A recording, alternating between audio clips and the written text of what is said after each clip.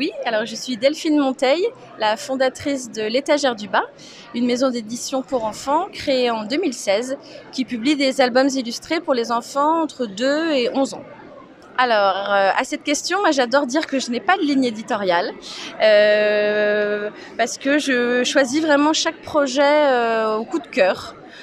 Donc on a une grande variété de thèmes, de styles graphiques abordés et c'est vrai que c'est souvent ce qui ressort quand les gens nous parlent de la maison. Voilà, c'est vraiment la variété qui prime. Donc on a quand même une petite particularité, c'est qu'on publie sur la dizaine de titres qu'on publie, on en a entre 1 et 3 qui viennent de Suède, parce que mon associé est d'origine suédoise. Donc on pioche dans la littérature scandinave qui est très riche. Donc on extrait quelques pépites de cette formidable production pour en faire quelques traductions.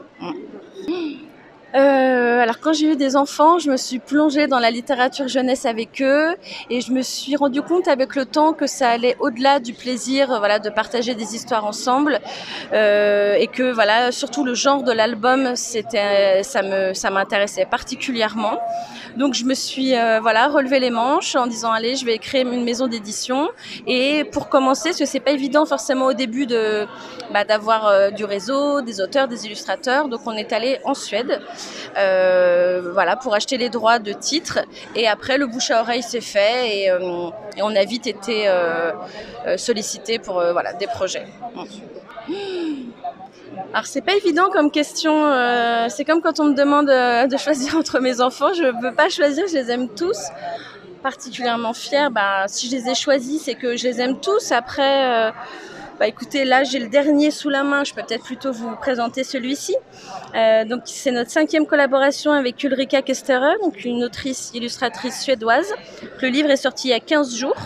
Donc il s'appelle Plus ou Plus de gâteaux, selon comment on l'entend. Et c'est vraiment une histoire très drôle, très loufoque, hyper rythmée, sur 2 colocataires qui sont en recherche avide de sucreries, de bonbons, de petits gâteaux à se mettre sous la dent. Et pour une lecture drôle et rythmée, je vous le conseille. Le prochain projet, c'est un album qui s'appelle Train de nuit, écrit par Karine Guiton et illustré par Clémence Monet, qui paraîtra tout début janvier 2024. Voilà. Merci beaucoup. Merci à vous.